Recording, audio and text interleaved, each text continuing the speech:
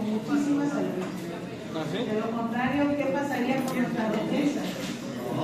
Para abajo. A veces se dice, no, que las defensas están bajas. ¿A qué se debe que nuestras defensas estén bajas? Amigo, no. ¿Qué factores, qué cambios hay en nuestro cuerpo que nuestras defensas se bajan? ¿Cómo? Ah, ok. ¿Guardamos silencio?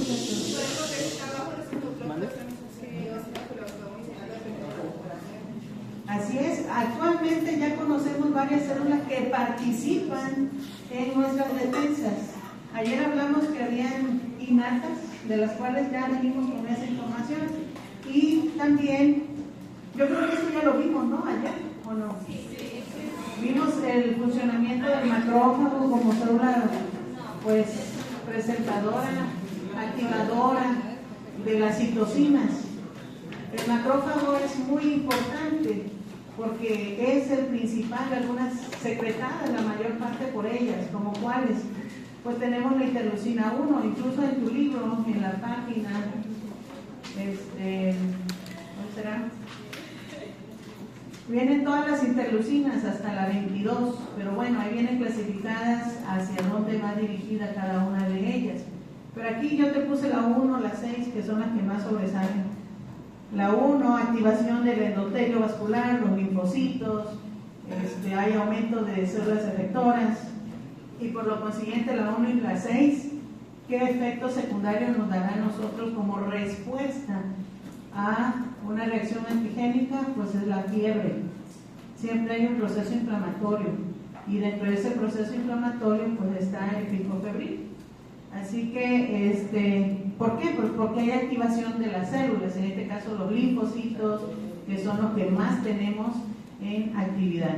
También está el factor de necrosis tumoral, que hay activación en el endotelio vascular, aumenta la permeabilidad y sobre todo pues hay movilización de todos los metabolitos y hay fiebre, presenta de fiebre. También tenemos los receptores tipo TOL. Estos receptores tipo TOL pues van a estar clasificados del 1 al 10. Tenemos los membranosos, que es el 1, 2, 4, 5 y 6, y los endosómigos, que van a estar intracelular en el retículo endoplásmico, 3, 7, 8 y 9. ¿Para qué servirán ellos? Pues son receptores, fíjate. De manera importante, estos receptores pueden formar dimerizaciones. ¿A qué se le llama eso? A que entre ellos mismos pueden unirse o pueden participar, ambos uniéndose, para tener mayor especificidad hacia ciertos tipos de receptores. ¿Cuáles son ellos? Pues aquí están. Los receptores los que son membranosos, pudiéramos decir. Allí tenemos el 1, estos receptores, el 1 van a ayudar a las lipoproteínas, o sea, como que tienen mayor afinidad a tener esa pues sensibilidad en receptores de lipoproteína, y en este caso pues los lipopolisacáridos también, y pues ¿quiénes lo tienen? Pues las bacterias. El 2 también tiene afinidad con el 6, van a formar dímeros, y tiene mucha afinidad hacia los péptidoglucanos. ¿Y quién tiene péptidoglucano? Pues sí, pues son las bacterias, ¿no? Entonces, por la que tiene más son las gram positivas, entonces esta va a tener mayor afinidad. La gram negativa, aunque tenga poquito, pues también sigue siendo bacteria, entonces tiene esas afinidades de distinción. El 6 tiene más afinidad a lipoproteínas. Dentro de ellos tenemos el micoplasma. Entonces, pues si se presentara ese tipo de bacterias, pues tiene esa afinidad de detección. Y de ahí tenemos el 5. Este 5 tiene mucha afinidad hacia las flagelinas, que es la proteína que tienen los flagelos. Pues alguna bacteria que tenga flagelos, pues va a tener esa afinidad sensitiva de reconocimiento. Entonces, aquí tenemos la mayoría, y las endosómicas que necesitan estar en reproducción especial, porque son intracelulares. Bueno, estas aquí tenemos más hacia los virus, más afinidad hacia los virus, su RNA, y algunas bacterias que también necesitan tener una reproducción intracelular, endosómica, entonces pues va a estar presente por los receptores tipo TOL como la 9. Entonces así es como se lleva a cabo la detección en cuanto a los receptores en la membrana. Y en cuanto a los componentes celulares que también son innatos, porque esos se activan de manera innata. O sea, viene un antígeno, algo extraño, se detecta y de manera innata pues se va a activar. Es tu factor de defensa para que no te enfermes, para que estas bacterias o estos antígenos puedan ser pues líticos o hidrolizados de tal forma que no se desarrollen en ti. En los componentes celulares y fagocitosis, pues aquí vamos a ver la presencia de varios antígenos que estos pueden entrar por los ganglios linfáticos, por los pulmones, por el torrente sanguíneo. Dentro de los órganos linfoides pues tenemos la mayoría, tenemos en el hígado como las células de Kupffer, en el vaso tenemos muchos linfocitos, en los pulmones tenemos macrófagos alveolares, el sistema nervioso tenemos la microglia, y en la sangre pues ni se diga, tenemos muchos receptores. Entonces puede entrar, la célula lo ingiere, lo fagocita y al mismo tiempo lo elimina. ¿Qué células son las que participan aquí? Pues tenemos los monocitos, que son después de 3 a 6 días se convierten en macrófagos. Inicialmente pues se encuentran circulando en el torrente sanguíneo, pero después de su maduración ahora son macrófagos. Tienen su capacidad de ser células presentadoras de antígeno y pues van a tener estos macrófagos muchas estructuras internas como defensinas, que son proteínas, las alfa, van a tener las lactoferrinas alfa y beta, y eso nos va a ayudar para que estas bacterias pues sufran lisis. Se dice apoptosis, ¿por qué? Pues porque va a ir muriendo poco a poco. Es una muerte, pudiéramos decir, como que programada, pero no significa que primero vas tú, luego yo, sino que a medida que van identificando, pues las va eliminando. Los granulocitos. Ya mencionamos ayer que los granulocitos son células polimorfonucleares, como neutrófilos, eosinófilos y los basófilos. Estos tres, como tienen gránulos azurófilos, pues eso le va a ayudar a que esos gránulos pues liberen la toxina y pues sean eliminadas las bacterias. Y las células dendríticas, pues ni se diga, va a activar a los linfocitos T, y estos linfocitos T pues van a presentar hacia los antígenos, activan a las citocinas como las interleucinas y pues van a dar como fruto terminal una opsonización. Son ciclos, si se han dado cuenta, son ciclos repetitivos que activan las citocinas, y de estas citocinas pues activan hasta el complemento, y el complemento pues no lo hemos visto, pero ¿cuál es la finalidad? Pues simple y sencillamente darle fin a las bacterias, muerte a la sustancia extraña, muerte a aquello que no es propio, aquello que no forma parte de la identificación, de la formación de tu cuerpo, ¿verdad? Lo que tú no tienes en las células dendríticas es allá sobre la presentación de antígenos, pero eso ya es en la respuesta inmunitaria adaptativa. Adaptativa. Participa también en la adaptativa, como respuesta secundaria, pero sí también se activan. Sí activan. Incluso, como les dije, son ciclos repetitivos. Incluso a veces mencionaba en tu libro, ¿cuándo vamos a llamar a que se active el complemento? En el momento que hay una respuesta, antígeno, anticuerpo. Simple y sencillamente, viene todo, la innata y la adaptativa. La innata no vamos a tener memoria. Ahorita nos enfermamos, nos curamos y se acabó. No hay memoria, porque depende del inóculo. ¿Qué es el inóculo? La cantidad antigénica que entra en nuestro cuerpo. Tal vez entra 1, 2, 3, su reproducción es lenta, rapidito vinieron y atacaron, o hicieron lisis. Bueno, ahorita me sentía bien mal, mañana ya no tengo nada. Entonces, pues mi sistema inmune me defendió, pudiéramos decir, no tomé medicamento, tomé solamente agua, dormí temprano. Acuérdate que nuestro sistema inmune prácticamente se mantiene de nuestros buenos hábitos: el descanso, el ejercicio, la alimentación, la ingesta de agua, bueno, los hábitos saludables. Si nosotros bajamos esos buenos hábitos, pues nuestras defensas sufren. Y ahora sí, si el inóculo es mayor carga, mayor incidencia, las células, aunque te defiendan, va a empezar el proceso de la replicación celular, que va a ser un poco complicado controlarlo. Acuérdate que eso es exponencial. Y aunque tengamos buenos mecanismos de defensa, pues nos vamos a enfermar. Ahí sí ya viene la segunda etapa, que es la mediación por medio de anticuerpos específicos, donde ya va a haber mecanismos de memoria ante una enfermedad, ante una exposición hacia algún alergeno. Y por último, pues los linfocitos T, que son los natural killers. En primer lugar, nos ayudan más para los virus.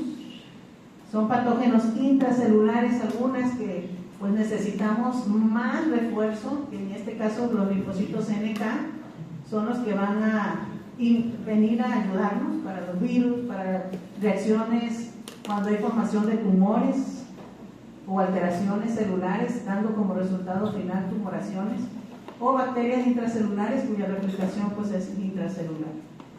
Así que pues igual participan, tienen enzimas, que estas enzimas su función principal es perforar la membrana, les llaman perforinas, y pues esa es una actividad citotóxica, por tal motivo pues matan a las bacterias. Y por último vamos a ver nuestro sistema de complemento, o la cascada, que algunos le conocen así. Es la activación del complemento. Esta activación está mediada por 3 sesiones. 1, la vía alterna, que es esta vía, la vía clásica y la vía de las lectinas. ¿Para qué nos servirán estas 3 vías? ¿Qué finalidad tienen? Porque a lo mejor tú lo leíste y está medio complicado entenderlo. ¿Y qué finalidad tiene? Me dicen, ¿va a venir el examen? Pues no te voy a poner, escríbeme la vía clásica, escríbeme la vía alterna o escríbeme la vía de las lectinas, pero sí necesitamos saber para qué me sirven esas 3 vías. Esa es la finalidad principal. El inicio de cada una de ellas varía. ¿En qué aspecto? Número 1, la vía clásica es la tradicional. Se activa cuando hay presencia de un antígeno y en respuesta se va a unir el anticuerpo, de tal forma que va a haber una reacción antígeno-anticuerpo, va a empezar a activarse la cascada. ¿Cuál es la cascada? Pues es esta, que está la activación, reacción antígeno-anticuerpo. Y ahora sí viene la activación del complemento. ¿Cuál es el complemento? Bueno, el complemento 1 se activa y eso va a activar también el complemento 4, el complemento 2 por medio de enzimas que se llaman convertasas. Solamente es para que lo sepan, porque no nos los vamos a aprender, pero es lo que ocurre en nuestro cuerpo. Estas convertasas activan y dan como resultado final de la activación a la convertasa, al complemento 3, y la unión de ellos nos da C4b, C2a, C3b. Esto llega al punto de llegar hacia la opsonización, que es aquí. Todo esto pasa hasta llegar a la opsonización. Y aquí en la opsonización, ¿qué es lo que ocurre? Pues llama al sistema de los macrófagos, llaman a los fagocitos, llaman a las células cebadas, llaman a los linfocitos, de tal forma que a través de sus gránulos de toxicidad pues vienen y dan origen final a la bacteria, que la finalidad es muerte. La vía de las lectinas. La vía de las lectinas inicia también con la presencia de un antígeno. Esa presencia del antígeno se une a azúcares. Esa es la diferencia. En vez de unirse a un anticuerpo, ¿a quién se va a unir? A un azúcar. Y en este caso, estos azúcares, más la presencia de las picolinas, que es unas proteasas, MASP1 y 2, activan otra vez el complemento C2, C4, y por las convertasas a la C3, dan otra vez el mismo patrón que la vía clásica, que sería esta, y va directamente a la ozonización. Y vuelve otra vez, llaman a los macrófagos, llaman a las células dendríticas, llaman a los linfocitos y muerte celular. Esa es la vía de esos dos complementos. Una reacción antígeno-anticuerpo, otra reacción con azúcares. Y la tercera vía, que es la alternativa o la alterna. Bueno, aquí la alterna ya debe de ser activado por un antígeno. Al activarse por un antígeno, la alterna, pues esta va a activar el complemento 3. Y ese complemento 3 va a dar como producto terminal, bueno, aquí se activa el complemento 3 más el antígeno, más unos factores, que es el factor BDP, son factores, más en presencia de la convertasa nos va a dar todo este esquema que vemos aquí abajo. C3A más CB más C3B, que esto es el paso de la ozonización. Después va a proseguir la alterna, como dice su nombre, alterno, o sea, sigue la continuidad, donde C5 va a activar y va a llamar al complemento 6, 7, 8 y 9. ¿Para qué? Para que haya el complejo de ataque hacia la membrana. ¿Cómo va a dar ese ataque? Bueno, al llamar a todos los demás complejos, el 7, el 8, que son elementos proteicos, son como eslabones proteicos, lo que va a formar es hacer un poro, que es este poro. Lo que va a ayudar es que va a haber entrada y salida de iones. Acuérdate que internamente la membrana tiene iones. Pues eso lo están viendo en fisio. La bomba de sodio, potasio, pues son iones. Va a haber un descontrol en la movilización de esos iones, de tal forma que ese mismo descontrol va a ocasionar lisis. Y ahí es donde se le da muerte final pues a las bacterias. Entonces la alterna pues como que continúa más hacia cambios iónicos, perforaciones en la membrana, y de esa manera pues o se mueren por ozonización algunas, y las que quedan ahí restantes pasan y se van a morir por la segunda etapa, que es la alterna. Así que las tres vías se pueden activar al mismo tiempo, no precisamente una u otra, sino hay una respuesta, la detectan y empieza el proceso de activación. ¿Qué tanto tiempo nos demorará esto? ¿Será lento o será rápido? Es rápido, muchachos. No demora mucho. Es rapidísimo, porque la replicación bacteriana se da en tiempo. Entonces el cuerpo no va a permitir de que, ok, mañana empiezo mi trabajo, así como que mañana empiezo a leer. Pues no, chicos, es rápido. O sea, es hoy. Tenemos que hacerlo. Los toxinas como la viruela inhibe. Pues es que ya su replicación es diferente en cuanto al sistema viral. Pero, pues se espera que sí. Se espera que sí, te digo, pero su replicación del poxvirus es muy difícil de erradicar.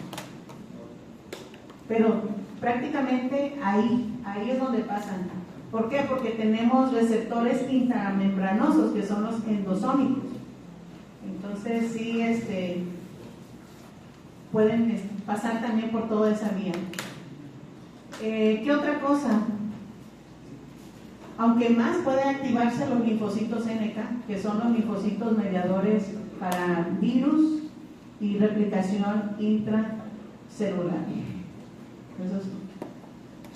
Hay otros receptores, como que son los de segunda línea, podríamos decir. Estos receptores son los adquiridos o adaptativos. Estos receptores son mediados por anticuerpos y sus células primordiales son los linfocitos B. En el anterior teníamos los linfocitos T, los que son los precursores, pudiéramos decir, en cuanto a las defensas. Aquí tenemos los linfocitos B, que son los precursores y mecanismos de memoria. Los otros no tienen memoria, pero estos sí tienen mecanismos de memoria. Su especificidad dice que es muy alta, es específica. Tenemos 5 diferentes tipos de clasificación de anticuerpos. Si te das cuenta, estos anticuerpos tienen una parte que es variable en los extremos, y esta parte variable hace que tenga una afinidad antigénica específica. Entonces quiere decir que aquí este sistema pues puede irse moldeando de acuerdo a el antígeno presentador. En este caso pues son 5. No nos vamos a meter cómo se lleva a cabo ese cambio en cuanto a la parte variable, pero lo que sí te sé decir que son 5 tipos de anticuerpos establecidos ya que tenemos como respuesta inmediata. Es secundaria con tiempo y memoria, pero son fundamentales. Tenemos la inmunoglobulina M, la G, la A, la E y la D. Son 5, de las cuales su función es muy importante. Digamos, aquí tenemos la que pasa la barrera placentaria. ¿Cuál sería? La IgG, fíjate, esa inmunoglobulina. Si está el bebé intrauterino, pues va a pasar. Tiene esa capacidad, es un buen opsonizante. La IgM dice que es el primer anticuerpo producido en una infección, es lo primero que se activa. Defensas contra bacterias y virus, la inmunoglobulina M.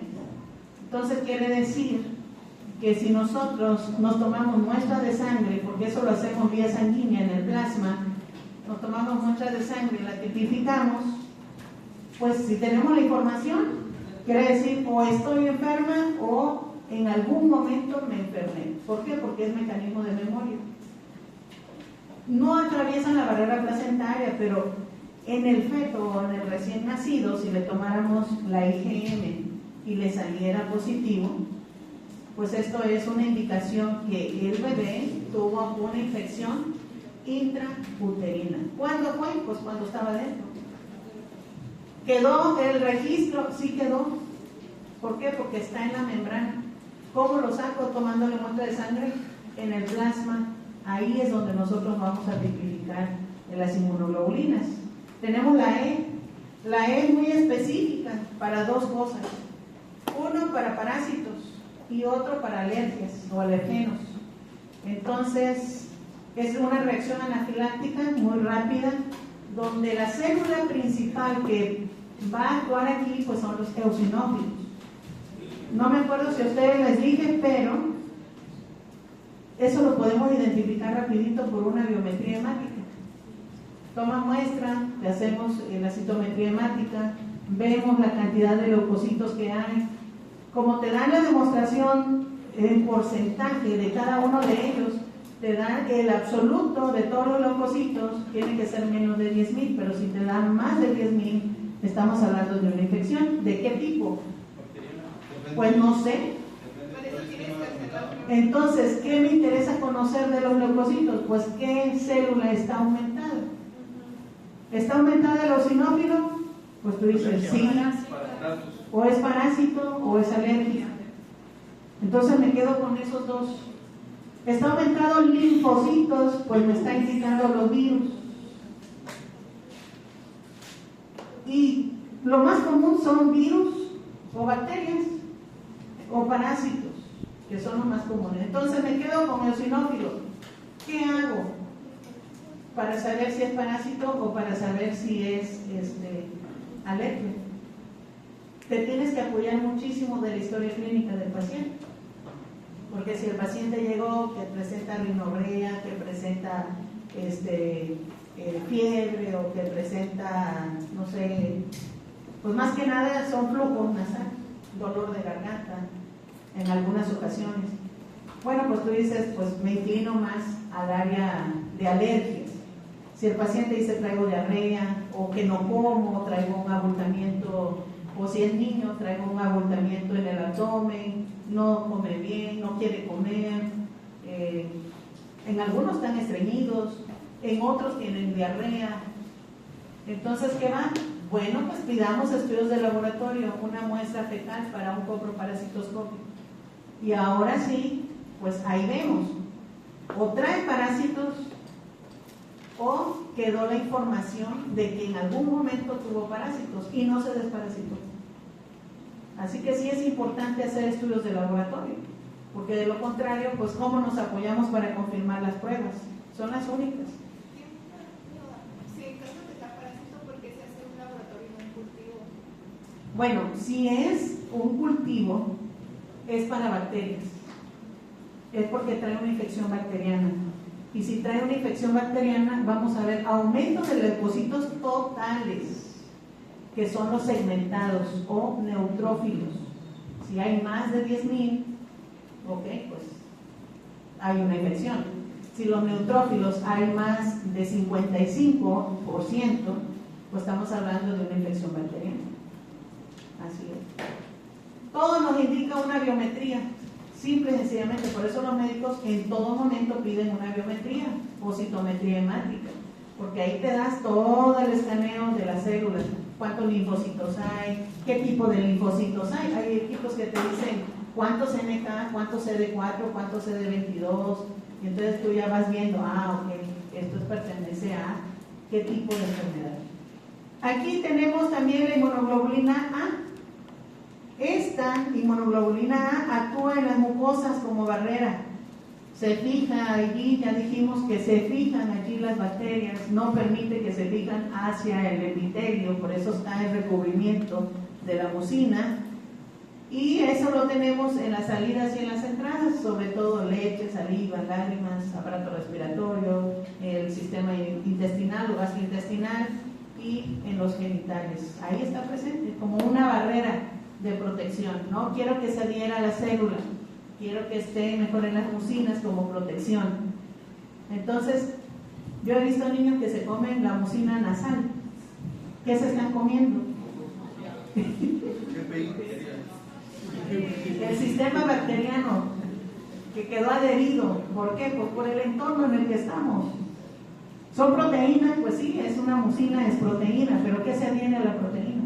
Bacterias. Ahí está, virus, levaduras. Entonces, pues no hay que comerlo, no es un alimento saludable. Es proteína, no es saludable. Incluso hay gente que trae escurrimiento nasal, rinitis o rinorrea. Y pues no traemos papel, pero sí traemos labio y ahí nos echamos la limpieza. Todo tiene un porqué, muchachos. La inmunoglobulina que ya dijimos, y la B pues está unida a la superficie de los linfocitos. No tiene otro funcionamiento, pero para todo hay una respuesta. O sea, para todo. Llámese parásitos. Si son los parásitos, pues ya hablamos sobre el eosinófilo. ¿Qué va a causar? Una desgranulación de las células eosinofílicas, activa el sistema de citocinas. Y de esa manera, pues hay eliminación, hay aumento de la inmunoglobulina E, células cebadas, eosinófilos y por último, el determinante final es destrucción parasitaria. A menos que haya un inóculo mayor, que ellas no puedan tener un control, pues ahí sí, se sale del cauce porque hay mucha replicación parasitaria y es ahí cuando nos enfermamos. Aquí tenemos respuesta a bacterias y virus, en la desgranulación de las células cebadas, en la interacción con los macrófagos, en la activación de las citocinas que producen procesos inflamatorios y por último en reacción con la inmunoglobulina E, pues ayuda a la ozonización y muerte celular. En los virus, aquí tenemos las virus que son intracelulares. Aquí tenemos también que esto es infectado por, ayuda mucho, infectado porque Pues el sistema viral es más complicado, porque su replicación, como es DNA o RNA, depende si su ciclo, pues producen sí, el interferón alfa y beta. Entonces estas pues activan también a las citocinas, de tal forma que viene la respuesta de esa carga viral, macrófagos, células dendríticas, los linfocitos, que les dije en este caso son los NK, los que son directos hacia los virus y patógenos, incluso hacia cánceres. Entonces, pues ahí viene la muerte de ellas. ¿Qué otra cosa podemos decir? Hay algo muy importante que también ocurre en nuestro cuerpo, que es en respuesta a alergenos, y son las reacciones de hipersensibilidad, que creo que más de alguno de nosotros hemos pasado por alguna reacción. Es una respuesta perjudicial, fíjate, para el hospedero. Es una respuesta que se da en segundos. Dice que en un segundo, o sea, rápidamente. Siempre y cuando estemos expuestos ¿a quién? Pues a un antígeno. Si no hay algún antígeno, pues tenemos una vida tranquila, pero esa tranquilidad, ¿dónde la tendríamos si no hubiera antígenos? ¿Dónde creen ustedes que tendríamos esa vida plena, satisfecha? En la muerte. Pues en la muerte ya no tenemos nada. Se murió el antígeno, se murió el anticuerpo, se murieron las células, se murió todos los elementos formes de la vida, porque El cielo. pues fíjense que antes de que hubiera pecado, teníamos una vida plena, no había enfermedades, no había tumores malignos, no había ninguna reacción de ninguna cadena alternativa. No teníamos tal vez una respuesta. ¿Por qué? Porque no había maldad. A raíz de la multiplicación, pues hemos venido en decadencia, y cada día con la investigación pues ha habido más cambios en la ingeniería genética o genómica. Entonces hay gente que pues dice, no, queremos hacer otra vez al ser humano como antes, que ya no tenía enfermedades. Pero pues ya eso estamos hablando de una ingeniería genética, en hacer, no sé, robots, o en hacer seres humanos, clonación de seres o de personas, que no sabemos hasta dónde se permitirá, solo Dios sabe hasta dónde va a dejar eso. Pero lo que sí te sé decir es que existen 4 tipos de reacción de hipersensibilidad. Una que está mediada por anticuerpos, que es la 1, 2 y 3, quiere decir que hay presentadoras de antígenos, y la otra que es mediada por linfocitos T. Esos que es mediada por linfocitos T quiere decir que son autoanticuerpos. Entonces, la primera, que es la que creo que a muchos les ha pasado. Primero, pues hay una reacción antígeno-anticuerpo, y pues como son alergias, pues viene la inmunoglobulina, que en este caso es el anticuerpo E, de la inmunoglobulina E. ¿Qué va a haber como resultado en esta reacción antígeno-anticuerpo, mediada por la inmunoglobulina E? Pues una reacción como una anafilaxia. Esa reacción anafiláctica pues se da rapidísima en segundos. Un ejemplo, te ponen un medicamento venoso, pues como va directo al sistema circulatorio, causa una reacción de hipersensibilidad. ¿Cuáles son las sintomatologías que veríamos en una reacción de hipersensibilidad en segundos? Problemas respiratorios como vasoconstricción. ¿Qué otra cosa? ¿Hay edema? ¿Qué otra cosa? Podemos tener también un edema de esta parte, ¿cómo se llama? Por aquí lo apunté porque se me olvida el nombre.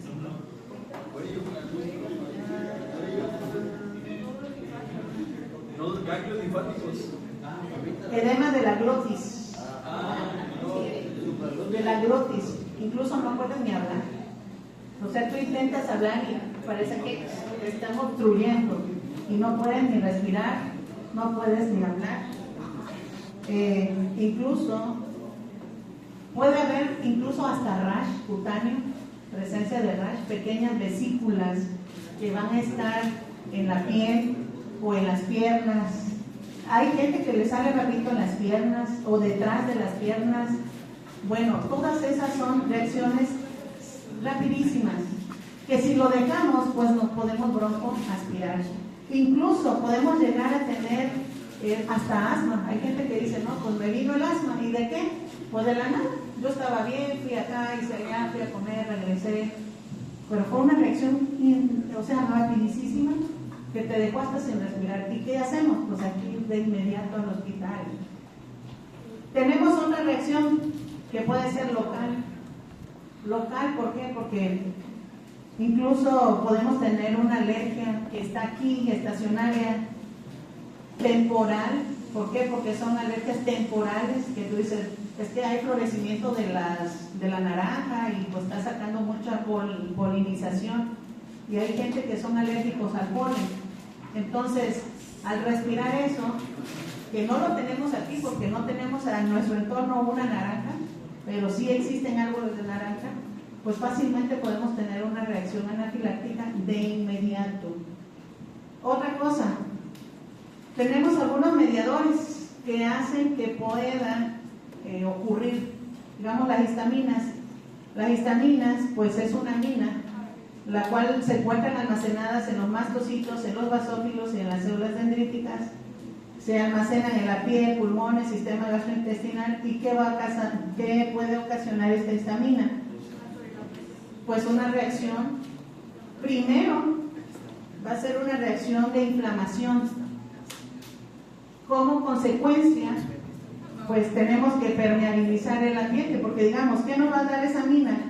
Pues del rash, reacciones anafilácticas, edema de glotis, todas las vesículas a veces, incluso a veces hay como un rasguño, que nadie te rasguñó y tienes varias rayitas como que alguien te rasguñó y te queda rojizo.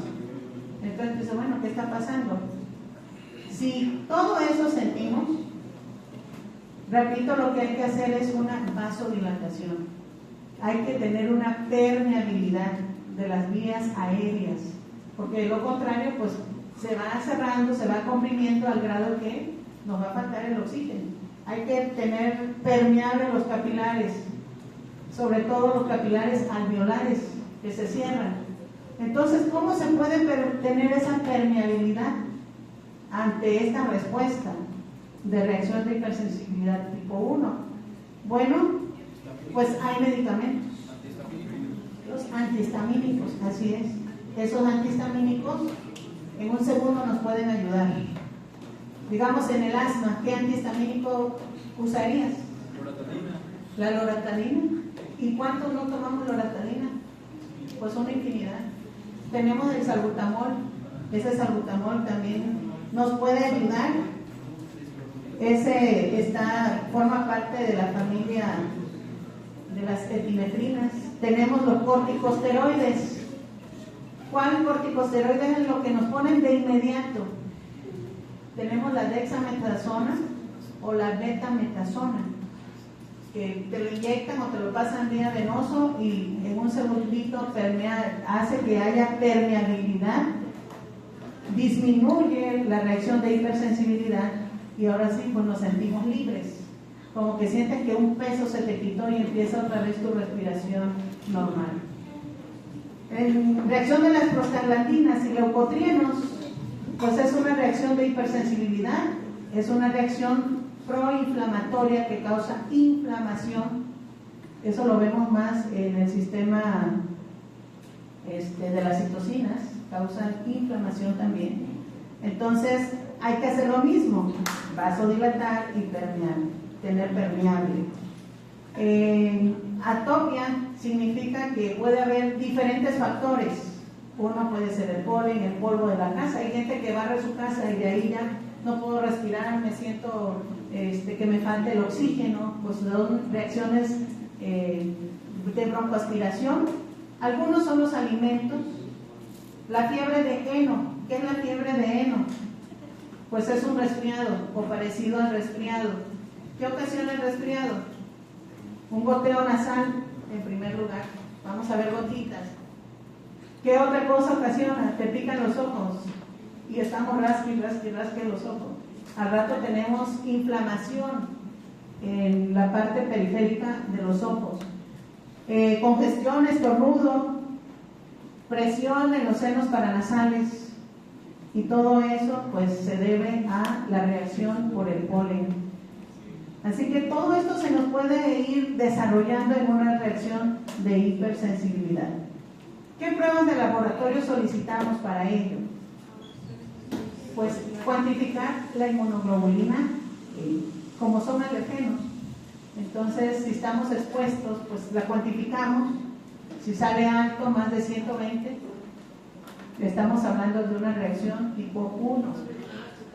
Yo ya pasé por estas etapas, chicos, no sé si a alguno de ustedes no les ha pasado, pero digamos a mí, un alimento como una fruta me llevó a un cuadro difícil de reacción de hipersensibilidad tipo 1, en el cual desde las 8 de la mañana estuve en el hospital hasta las 10 de la noche que me liberaron. Y todavía salí inflamada, hinchada. Otra cosa que te puede dar alergia, el látex. Hay gente que es alérgico al látex. Si ya sabes que te da eritema o picazón en la piel cuando te pones guantes de látex, pues evita. Nosotros tenemos de nitrilo. Es cuestión que me lo pidas para que yo te lo otorgue. Yo no sabía que yo era alérgica al látex. Y pasé una etapa muy difícil en una cirugía. Todo se usa látex. Así que una reacción de hipersensibilidad de inmediato, en segundos. Pararon de hacer la cirugía y ahora fueron a resucitarme porque se fue la reacción de hipersensibilidad. El oxígeno no está presente, una vasoconstricción.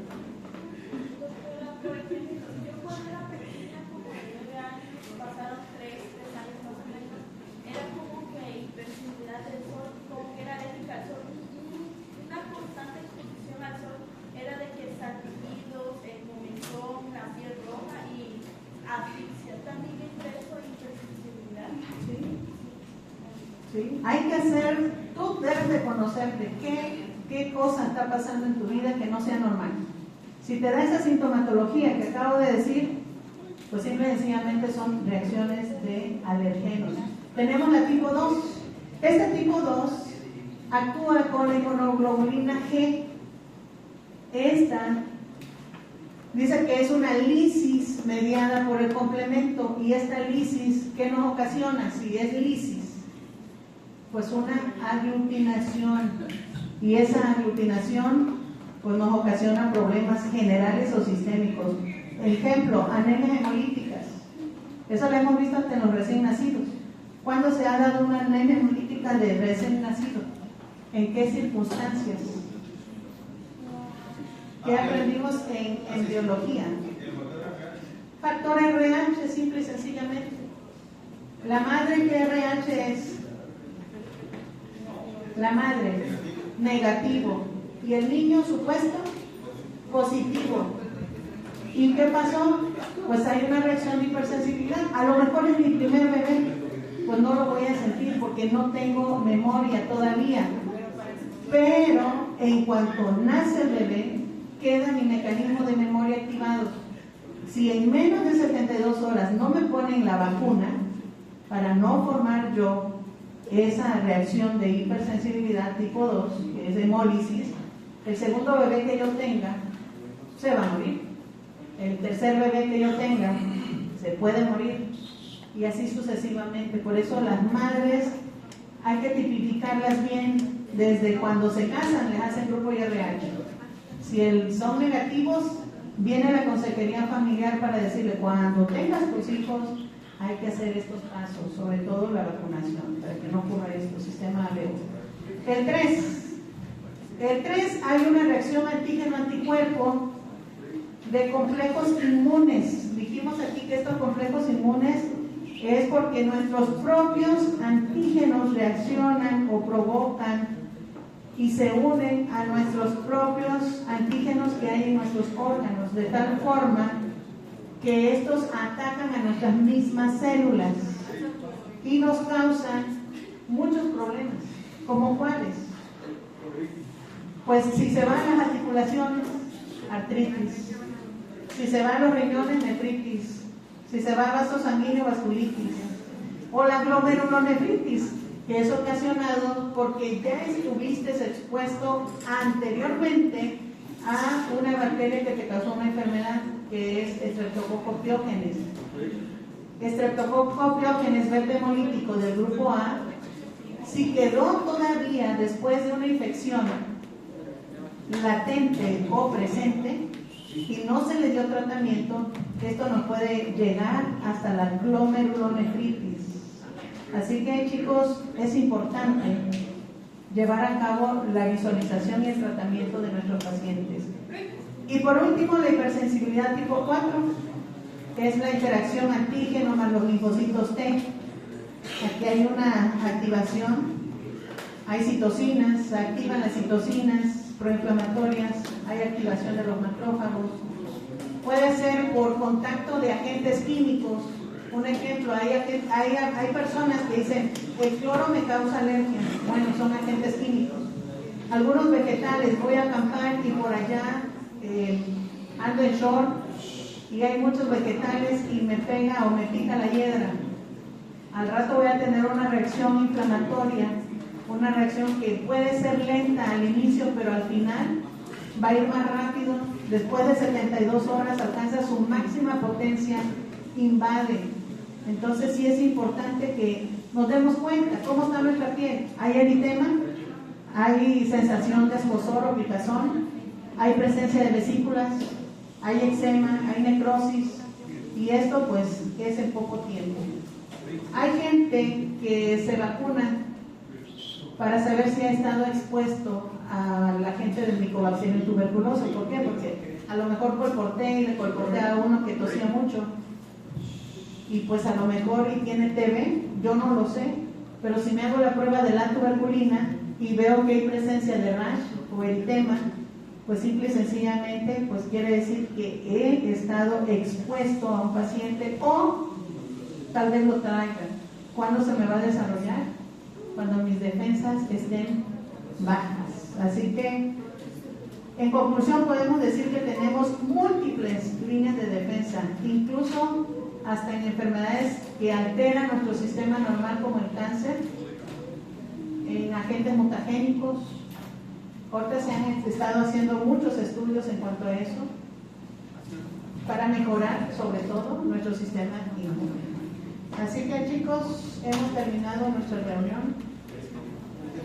¿Tienen el break?